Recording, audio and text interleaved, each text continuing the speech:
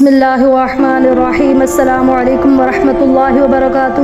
آپ رمضان کی تیاری کرنا چاہتے ہیں یا آپ رمضان کے روزے رکھنا چاہتے ہیں یا قیام کرنا چاہتے ہیں، بلکہ زندگی کے جملہ معاملات کے اندر جس کو آپ اللہ کے ہاں عبادت کے طور پر پہچاننا چاہتے ہیں، تو اس کا پہلا اصول یہ ہے کہ جو استقبال صحیح کر سکتا ہے وہی رمضان المبارک کا ثمر آور بنا سکتا ہے۔ رمضان المبارک کو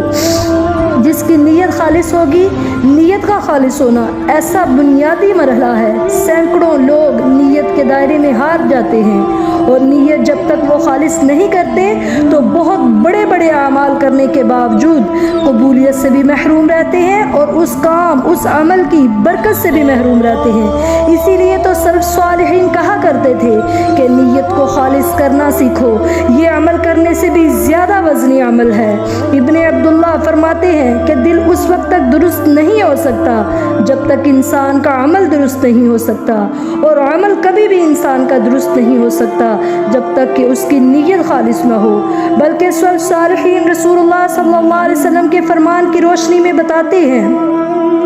جس میں آپ نے فرمایا اعمال انسان کے لیے ایک برتن نما ہے۔ ایک برتن آپ کے پاس ہے، اگر اسے آپ نے اندر سے اچھی طرح صاف کیا ہوا ہے،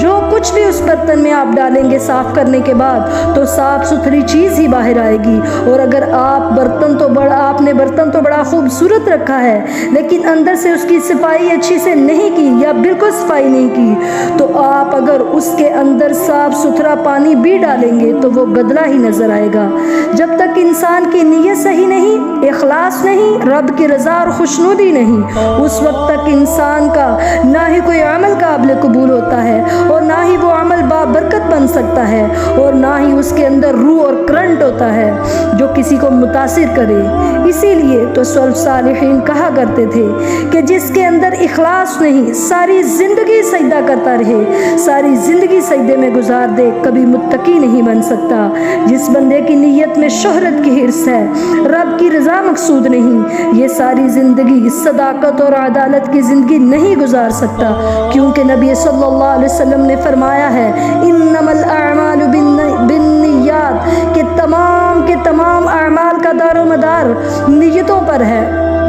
اگر آپ سارا کا سارا مال جو ہے اس کو اللہ کی راہ میں صرف کر دیں، اپنے ٹائم زیادہ سے زیادہ اللہ کی راہ میں لگا دیں، اور کیا کہتے ہیں کہ اپنی انرجی جو ہے وہ اللہ کی راہ میں لگا دیں، لیکن اگر آپ کی نیت صحیح نہیں، اللہ کی رضا نہیں اس میں مقصود، بلکہ آپ کی نیت کیا ہے، شہرت حاصل کرنا، تو وہ ساری کی ساری انرجی ضائع ہے، سارے کا سارا مال ضائع ہے، سارے کا سارا وقت ضائع ہے جو آپ نے اللہ کی راہ میں لگایا ہے۔ تو خدا را اگر اسی اچھے عمل کو آپ نیت خالص سے خالص کر لیں تو انشاءاللہ وہ اجر جو ہے وہ 700 سے بھی زیادہ گنا، 700 گنا سے بھی زیادہ انشاءاللہ اللہ تعالیٰ آپ کو زیادہ عطا فرمائیں گے، کیونکہ سارے اعمال کا دار و مدار نیتوں پر ہے۔ تو اللہ تعالیٰ ہمیں خالص نیت کرنے کی توفیق عطا فرمائے۔ دیکھیں، چاہے آپ کتنی بھی کسی کے لیے کسی غریب کی مدد کر رہے ہیں، کسی مستحق کے کام آ رہے ہیں، کسی کو اچھی بات بتا رہے ہیں، ایون کہ کوئی چھوٹی سے چھوٹی دعا بھی بتا رہے ہیں،